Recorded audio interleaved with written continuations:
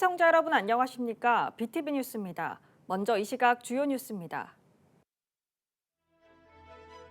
연간 벌쏘임 사고로 응급실을 찾는 사례가 9월에 가장 많이 집중되는 만큼 벌초 등 야외 활동 시 안전사고에 주의하셔야겠습니다.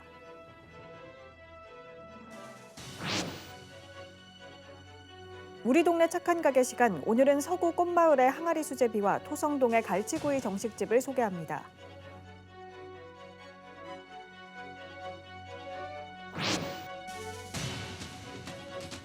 불법 도박 사이트에서 거래되는 도박 자금을 관리 세탁해주며 4천억 원에 달하는 수수료를 챙긴 일당이 경찰에 붙잡혔습니다.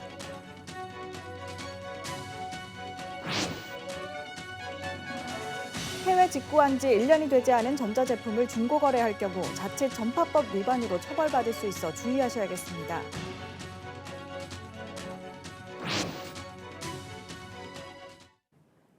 추석 명절을 앞두고 벌초나 성묘 등 가을 산행에 나서는 분들 많으실 텐데요. 하지만 이 시기에 연간 벌쏘임 사고로 응급실을 찾는 사례가 가장 많이 집중되는 만큼 야외 활동 시 안전사고에 주의하셔야겠습니다. 박재한 기자입니다. 연중 8월과 9월에 벌쏘임 사고가 급증하는 것으로 나타났습니다. 추석을 앞두고 벌초나 이른 성묘가 늘어나기 때문입니다. 만약 벌독에 알레르기가 있다면 과민성 반응으로 생명까지 위험할 수 있습니다. 질병관리청에 따르면 최근 5년간 벌에 쏘여 응급실을 찾은 사람은 5,457명으로 나타났습니다. 이 가운데 24명이 숨졌고 15명은 심각한 알레르기 반응이 나타나는 아나필락시스 쇼크가 원인이었습니다. 특히 2017년부터 2021년까지 연중 벌쏘임 사고의 4분의 1은 9월에 집중된 것으로 나타났습니다. 벌에 쏘인 뒤 구토나 호흡곤란, 부종 등이 나타나면 즉시 병원에 가야 합니다. 벌집을 건드렸을 경우 땅에 엎드리거나 웅크리면 더욱 공격받기 쉬우니 머리 부분을 보호하며 즉시 벗어나는 게 좋습니다. 기상청은 추석 전까지는 일교차가 커지는 가운데 당분간 한낮 더위가 이어질 것으로 내다봤습니다. 한편 당분간 동풍이 유입되면서 부산과 울산은 낮 기온 26에서 28도로 평년과 비슷하겠으나 경남 내륙을 중심으로 낮 기온이 30도 내외로 오르고 일교차가 10에서 15도로 큰 곳이 있겠으니 기온 변화에 따른 건강관리에 유의하시기 바랍니다. 전문가들은 벌집을 발견하면 섣불리 제거하려고 하지 말고 119로 신고하거나 전문가를 통해 해결하라고 조언했습니다. BTV 뉴스 박자리입니다. 침체된 골목 상권을 살리기 위한 제1회 가로공원 바람개비 축제가 사상구 가로공원에서 열려 눈길을 끌었습니다. 박철우 기자입니다. 사상구 광장로 1원 공연이 펼쳐졌습니다. 한복을 곱게 차려입은 출연자들이 구수한 우리자락을 뽐냅니다. 이어 화려한 부채 공연이 이어지고 기타 공연도 관람객들의 박수갈채를 받습니다. 침체된 골목 상권을 살리기 위해 마련한 가로공원 바람개비 축제. 코로나19 여파와 상권 침체 등 어려움을 겪고 있는 상인들이 모여 축제를 마련한 것입니다. 경제는 상당히 어렵습니다. 어려운데 저희가 요거 조그만한 이 바람이 우리 상권의 활성화에 도움이 됐으면 하는 바람입니다. 이번 축제에는 40개가 넘는 골목 상권이 참여했으며 앞으로도 상권 활성화를 위한 다양한 행사를 이어나갈 계획입니다. BTV 뉴스 박철우입니다.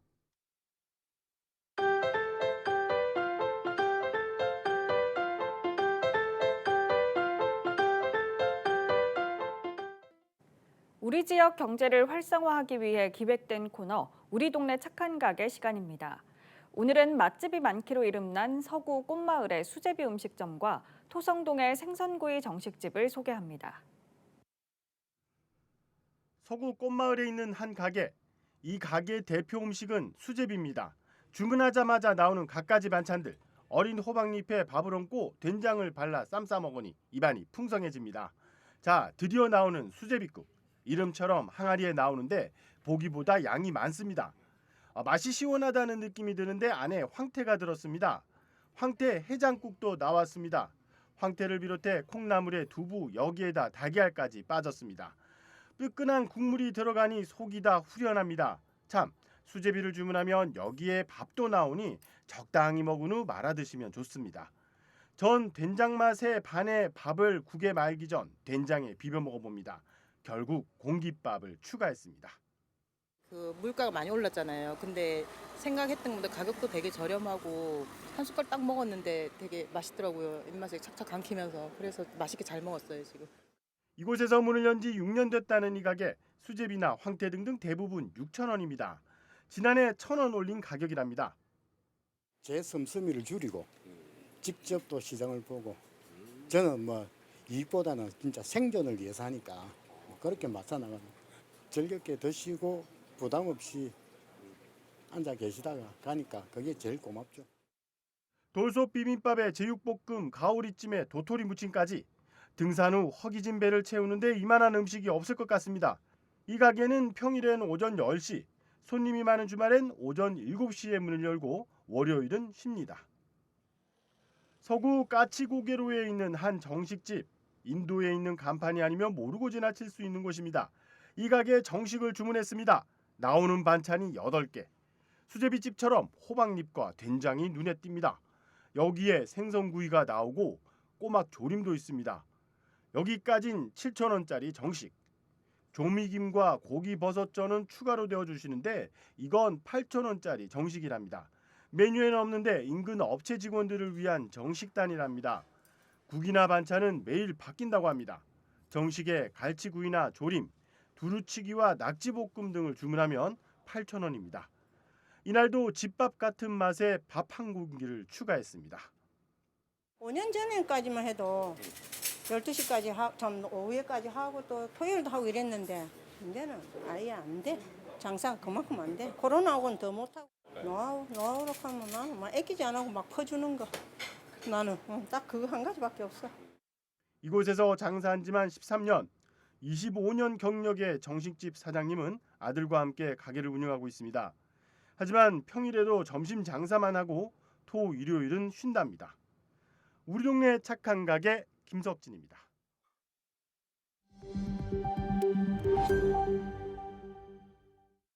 불법 도박 사이트에서 거래되는 도박 자금을 관리 세탁해주며 수수료를 챙긴 일당이 경찰에 붙잡혔습니다.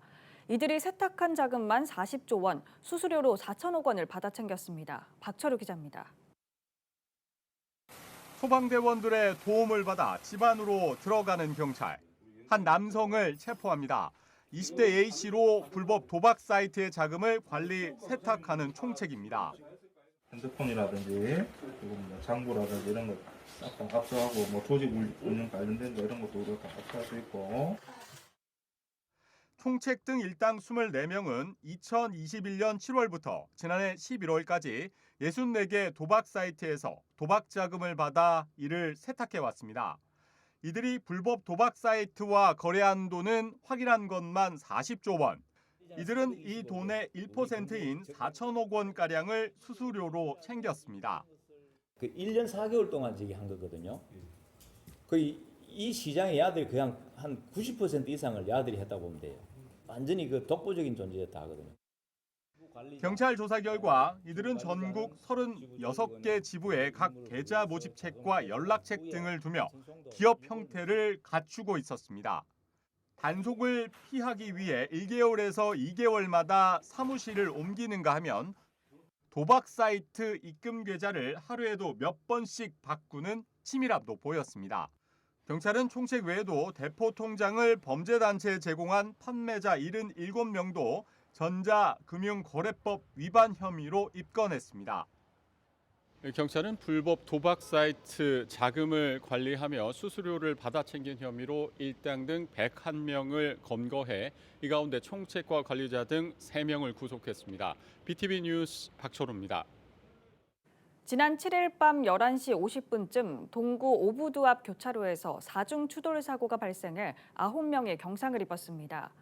경찰은 10대 무면허 운전자가 신호를 위반해 좌회전하던 중 맞은편에서 오던 택시와 충돌 뒤 나머지 차량과 잇따라 충돌한 것으로 보고 정확한 사고 경위를 조사하고 있습니다. 최근 개인이 온라인 등을 통해 전자제품을 해외에서 직접 구매하는 일이 흔해졌습니다.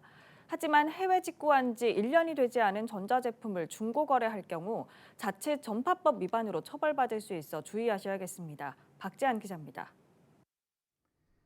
태블릿 PC와 스마트폰, 블루투스 이어폰 등 해외 직구로 구매한 전자제품을 판매한다는 게시글입니다. 해외에서 적합성 평가를 받지 않은 전자제품을 반입 후 1년 안에 판매하면 전파법 위반으로 3년 이하의 징역 또는 3천만 원 이하의 벌금에 처해질 수 있습니다. 부산 전파관리소에서 지난해 부산과 경남 지역 중고거래 사이트를 단속한 결과 63건이 적발됐습니다. 적합성 평가란 방송통신 기자재에 대해 정부가 제품의 안정성과 신뢰성을 보증하는 제도이고, 스마트폰이라던가 블루투스 이어폰 등 방송통신 기자재는 적합성 평가를 받아야 하고 제품에 인증 표시를 부착하여 판매해야 합니다. 2018년부터 지난해까지 5년 동안 해외 직구 이용자와 구매 건수는 각각 3배가 늘었습니다. 구매액도 지난해 47억 달러, 우리 돈으로 6조 2천억 원에 달해 매년 최고액을 경신했습니다. 정부는 지난해부터 개인 사용 목적으로 해외 직구한 전자제품에 대해 반입 후 1년이 지났다면 적합성 평가를 면제받은 것으로 간주하고 판매가 가능하도록 했습니다. 반입 1년 이후 재판매를 하더라도 적합성 평가가 면제됐다는 사실을 증명할 수 있어야 합니다. 해외 직구로 구입한 태블릿 PC를 중고거래 사이트에 재판매하여 전파법을 위반하는 사례가 발생하고 있는데, 개인이 해외에서 반입한 전자제품은 1년이 경과해야 판매할 수 있습니다. 그렇지 않으면 전파법으로 처벌받을 수 있고, 그렇기 때문에 주의해야 합니다. 특히 아직 국내에 출시되지 않은 전자기기 등을 들여와 재판매할 경우 더욱 주의가 필요합니다. BTV 뉴스 박찬입니다. 강서구는 적극 행정 공직 문화 조성을 위해 올해 상반기에 역대 최대 규모인 35명의 우수 공무원을 선발했다고 밝혔습니다. 우수 사례로는 대중교통 실태 분석 및 버스 체계 개선, 행정전화 스마트 알림 서비스 구축, 제6회 낙동강 30리 벚꽃축제 개최 등 7건입니다. 김영찬 구청장은 직원들이 자긍심을 갖고 일할 수 있는 환경을 만들어 주민 체감도가 높은 양질의 행정 서비스를 제공하겠다고 배경을 설명했습니다. 북구의회는 지난 6일 열린 임시회에서 김정원 의원이 발의한 사람 유두종 바이러스 예방접종 사업에 대한 지원 및 협력 촉구 건의안을 채택해 부산시에 전달했습니다. 의회에 따르면 사람 유두종 바이러스는 자궁경부암을 일으킬 수 있는 치명적인 발병 원인으로 꼽혀 부산자치구 군에서 예방접종 지원을 위한 조례를 제정하고 있지만 북구 등 재정 여건이 열악한 기초지자체에서는 엄두를 내기 힘든 현실이라고 밝혔습니다. 골칫덩이가 돼버린 도심 속 빈집 문제, 어제 오늘 일이 아니죠. 도시 미관과 환경을 해치는 빈집을 철거하고 있지만 자고 나면 늘어나는 게 현실입니다. 이런 상황은 행정기관 마음대로 처분하기 힘든 무허가 건물이 많기 때문인데요. 더 이상 방치할 수 없다는 생각에 동구청이 팔을 걷어붙였습니다. 보도에 김한식 기자입니다. 좁은 골목길로 들어가자 시커멓게 변해버린 슬레이트 지붕이 보입니다. 대문을 열고 들어서자 담장 일부가 떨어져 있고 곳곳에 균열이 생긴 건물 두 채가 눈에 띕니다. 내부에는 오래전 사용했던 걸로 보이는 각종 생활 도구들이 나뒹굽니다. 빈집입니다. 일부 무너진 담벼락은 누군가 천막으로 덮어놓았습니다. 인근의 또 다른 빈집, 현관과 창문에 시뻘겋게 녹슨 자물쇠가 채워져 있습니다. 이 집은 비어진 지 5년이 지났는데요. 보시는 것처럼 바닥에 잡풀이 자라고 있고 건물 곳곳에 심각한 균열이 발생했습니다. 폭 2m도 되지 않는 좁은 골목길 건너편에 사람이 살고 있는 집이 있습니다. 만에 하나 빈집이 붕괴되면 곧바로 아랫집을 덮치게 됩니다. 빈집 주변 주민들은 언제 터질지 모르는 폭탄을 안고 사는 것과 마찬가지입니다. 공백이 무너질까 봐 제일 걱정이 되는 부분이 너무 많습니다. 그래서 밑에서 사람이 살기 때문에 혹시 사람이 다칠까 봐 그게 제일 염려되는, 밤에 혹시 무너지면 제일 걱정이 되는 부분이고. 안전도 문제지만 쓰레기 무단 투기 등 또 다른 문제도 주민들을 괴롭히고 있습니다. 빈집이 많다 보니까요, 고양이들이 너무 많아요. 쓰레기를 보니까 악취도 많이 나고, 주민들이 진짜 살기 힘들다 하시고 그렇습니다. 빈집은 소유주의 동의를 얻어 한 채당 최대 1,400만 원까지 지원해 철거합니다. 실제 원도시민 동구에서 지난 5년간 철거한 빈집은 123채. 그런데도 빈집은 매년 늘어나고 있습니다. 동구의 빈집은 지난 2019년 798채에서 올해 7월 기준 1,200여 채로 5년 만에 400여 채나 증가했습니다. 올해 집계된 빈집 가운데 61%가 넘는 755채는 무허가 빈집입니다. 무허가 빈집이란 건축 허가를 받지 않고 지어진 집을 일컫는 것으로 소유자 확인이 어렵습니다. 또 철거할 경우 나중에 집주인이라고 주장하며 배상을 청구할 경우 법적 분쟁 가능성까지 높습니다. 이 때문에 빈집 정비 계획 대상에서 무허가 빈집은 제외되어 있습니다. 빈집 철거 예산 지원 대상이 아니라는 뜻입니다. 사실상 무허가 빈집은 손을 놓고 있었는데 동구에서 대책 마련에 나섰습니다. 부산시에 정식으로 무허가 부분에 대해서도 예산 지원을 해줘야 되고 또 지금 현재 1,400만 원 지원 가지고는 한계가 있기 때문에 적어도 한 1,800만 원 정도로 동구청은 내년부터 5년 동안 빈집 300채를 철거한다는 목표입니다. 또 철거 부지에 주차장과 텃밭, 공원 등을 조성하는 등 주민 편의시설을 확충한다는 계획입니다. 헬로티비 뉴스 김한식입니다. 최근 대중교통 통합 할인제와 요금 인상 추진이 뜨거운 화두가 되고 있습니다. 시민 생활과 직결된 민감한 문제이기 때문인데요.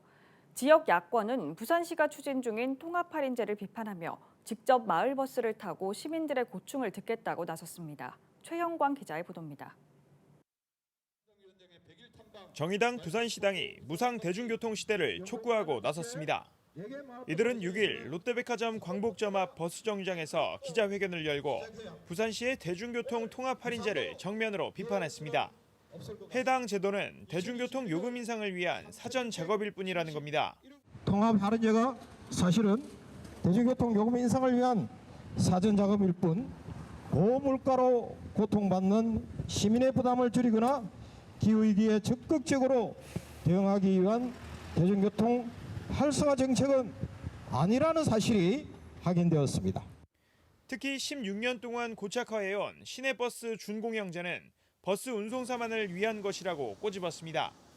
2021년에는 3,671억 원, 2022년에는 3,056억 원의 예산을 지원했는데 이를 달리 활용한다면 무상 대중교통 실현도 가능하다고 덧붙였습니다. 실제 화성시와 청송군, 정선군에 이어 광역단체로는 세종시가 2025년 무상 대중교통을 시행한다면서 충분히 현실성 있는 대안이라고 설명했습니다. 정의당은 100일 동안 부산 16개국은 137개의 마을버스 노선을 돌며 문제점과 개선 방안을 정리해 시에 전달할 방침입니다. 노선의 방향, 이런 부분들이 제대로 되고 있는 것인지 실질적으로 우리 시민들이 좀 더 편하게 또 우리가 무상교통을 어떻게 만들어갈 것인지 이런 부분들을 중점적으로 보고 최근까지 뜨거운 감자가 되고 있는 대중교통 요금제를 둘러싼 다양한 의견이 어떻게 반영될 수 있을지 관심이 모아지고 있습니다. HCN 뉴스 최현강입니다. 21대 마지막 정기국회가 막을 올린 가운데 부산에서는 이번에는 산업은행법 개정안을 통과시켜야 한다는 목소리가 터져나오고 있습니다. 지역 균형 발전을 위해 여야가 힘을 모을 수 있을지 시민사회에 관심이 쏠리고 있습니다. 보도에 안수민 기자입니다. 국토교통부는 지난 5월 산업은행을 이전 공공기관으로 지정 고시했습니다. 산업은행도 용역을 거쳐 지난 7월 모든 기능을 부산으로 이전하겠다고 결론 내렸습니다. 이제 이전을 위해 남은 절차는 산인 본사의 위치를 서울로 못 받고 있는 한국산업은행법 개정입니다. 현재 국회에서 관련 법안이 발의돼 있지만 모두 계류 중입니다. 여야가 입장차를 좁히지 못하면서 개정 작업이 속도를 내지 못하고 있는 겁니다. 부산 지역 시민사회는 6일 기자회견을 열고 이번 정기국회에서 법이 개정돼야 한다며 여야가 정치적 셈법을 벌이고 논의의 속도를 낼 것을 촉구했습니다. 민주당 일부 의원들이 보여주고 있는 모습은 매우 부적절한 것으로 산업은행법 개정에 함께 동참해야 한다. 단순한 대립 구도가 아니라 야당이 대화의 장에 나올 수 있도록 끊임없이 설득해야 한다.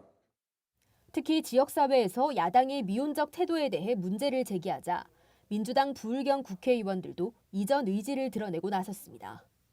민주당 부울경 의원들은 5일 산업은행 본점을 부산 금융중심지로 둔다는 내용을 담은 산업은행법 개정안을 추가로 발의했습니다. 또 당 지도부에 법 개정 협상에 나서줄 것을 요청하겠다는 입장을 밝혔습니다. 산업은행 부산 이전을 위해 전면에 나서겠습니다. 더불어민주당 지도부에 산업은행 부산 이전을 위해 법 개정 협상 진행에 나서줄 것을 요청하겠습니다. 여당 지도부도 만나겠습니다. 금융당국과 부산시도 올해 안에 법 개정을 추진한다는 방침. 이번 정기국회에서 개정안이 통과될 수 있을지 여야의 행보에 부산 시민들의 이목이 집중되고 있습니다. 헬로티비 뉴스 안수민입니다. 이어서 포토뉴스입니다. 수영가인회는 지난 6일 지역의 한 식당에서 어르신 20명을 초청해 팔순잔치를 열고 생신상과 축하 선물을 전달했습니다.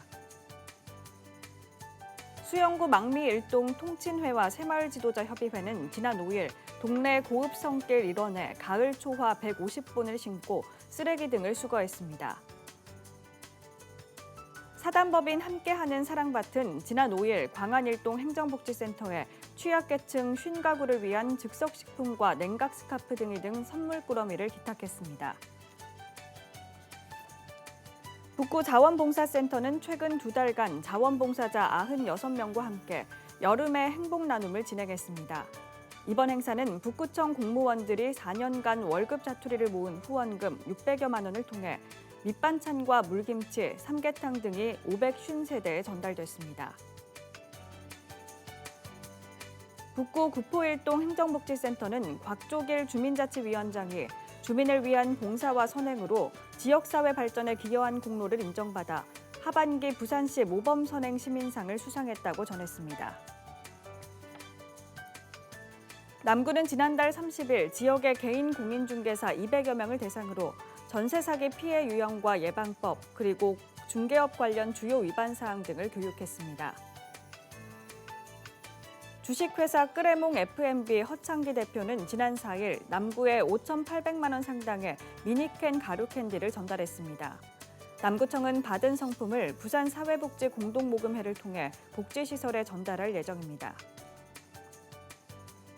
용호 4동 지역사회보장협의체는 지난 한 달 저소득 취약계층 가정 10세대를 방문해 전문 세탁 서비스를 제공하는 안부 확인 맞춤형 빨래 지원 2차 사업을 진행했습니다.